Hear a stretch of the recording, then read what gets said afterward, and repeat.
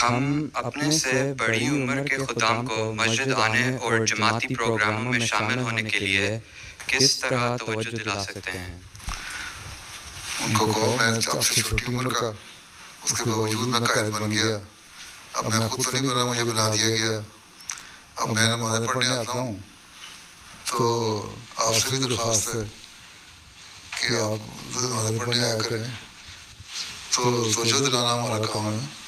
मैं भी अपने मोहल्ले में ज़ाइम रहा हूँ और मेरे से बड़ी उम्र के मेरे खुदाम थे, बल्कि बाद मेरे मामू वगैरह भी थे हैं।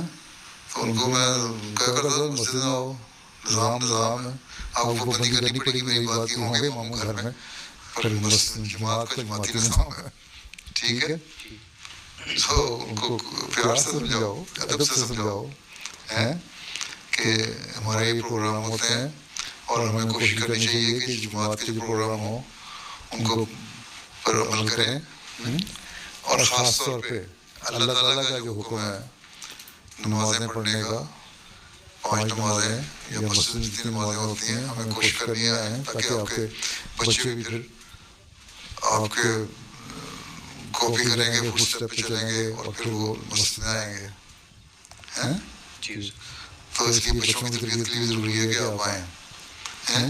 और मेरी तरबियत, मैं ज़ाइम तो बन गया हूँ, लेकिन मेरी तरबियत करना भी आप लोगों का फ़र्ज़ है। इसलिए आप लोग अपने नमूने दिखाएँ ताकि मैं और बेहतर अहमदी मुसलमान बनूँ।